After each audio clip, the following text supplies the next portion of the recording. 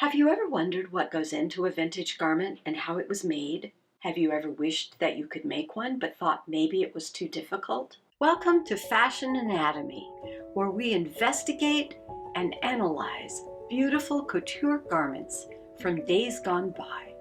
Today we will closely examine this stunning 1950s silk satin party dress.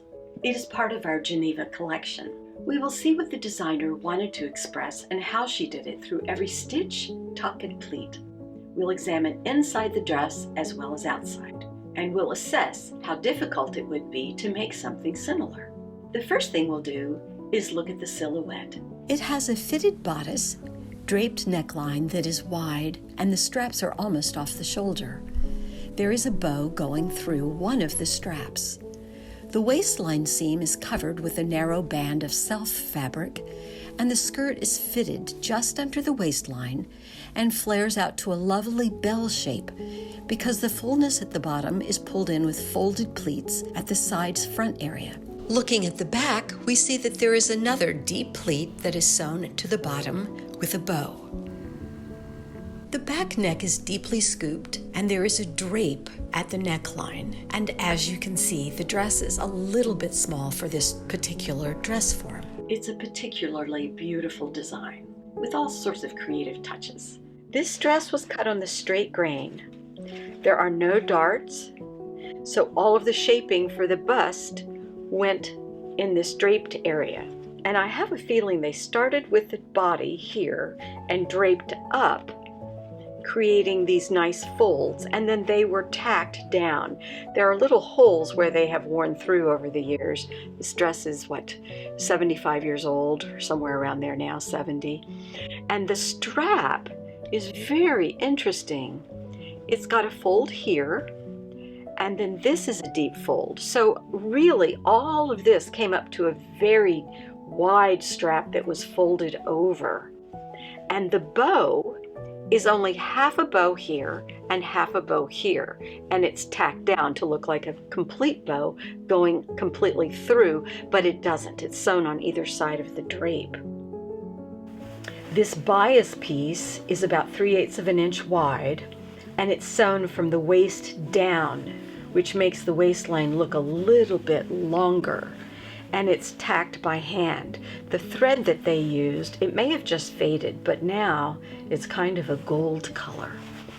And let's look at the back. There are also no darts here in the back. Okay, so we have a lapped zipper.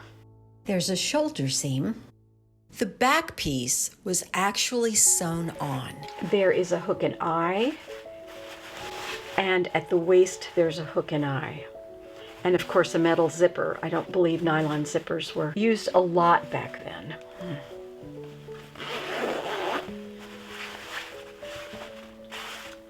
This is so beautifully made.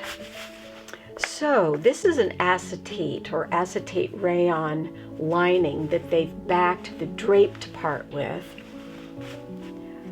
The seams are pinked. They've got bones going up right under the bust, because the bust is here. And this little dart helps create the bust shape.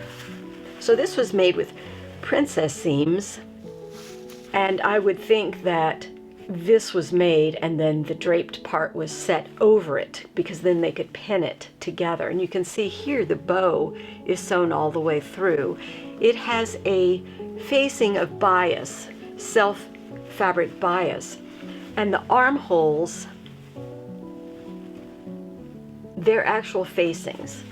Kind of an interesting narrow shape here. The edges are turned under and stitched. It's got pretty good seam allowance, and it looks like it was taken in at least once. So if I'd let it out, it would have fit on my dress form, but I don't want to let it out. This tacking, I can see tiny little stitches. That's what this stitching is for. And then let's look at the back. This is also a covered bone. They put hem tape under the zipper to help camouflage the raw seam.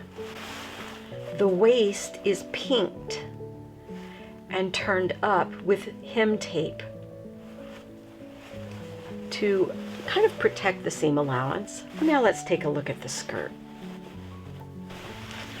I believe this skirt was cut on the cross grain. Why is that? Because there are no side seams. This is where the side seams would be, and there is a dart to take in from the high hip to the waist. There are no darts in the front, and the back has 2 darts on either side. And this is definitely the cross grain. And this is what the pleating at the bottom looks like. It's just beautiful. So they took this fabric and they pulled it in, created these pleats, and sewed them. You can see they're sewn for about 3.5 or 4 inches. And again, this is only half of a bow. So after they folded the tucks, sewed them, they stuck half a bow into each side, and they were tacked down. And there are 3. They're not quite to the side seams. They're like almost side front seams. And then we have 1 in the back, which I find most fascinating. See how they took this fabric at the waist. It was flat here, and then they folded it in. These folds are about 1.75 inches here at the bottom. Again, sewn down with the bow going off to either side. The center back has the 2 wide tucks, and the sides have a deep tuck with 2 smaller ones to either side. And that's to keep the skirt from billowing out too far. It brings it back in. Just beautiful. And now let's take a look on the inside of the skirt. Okay, so we have a petticoat, and it says size 12. This, I feel pretty sure, was a purchased petticoat, and it was just sewn into the skirt with all the netting. And the netting is finished with a serger here. This is Pellon, and you can see it's kind of fallen apart over the years. It's dry rotted. All the seams are stitched and pinked. And the hem is covered with hem tape. The Pellon goes down into the hem, which gives it a nice stiffness around the bottom. I do believe this dress was custom made in a small factory or by a custom dressmaker. As you can see, this was not a difficult dress to make. Let your imagination fly and see what you can make. Thanks for joining me. See you next time.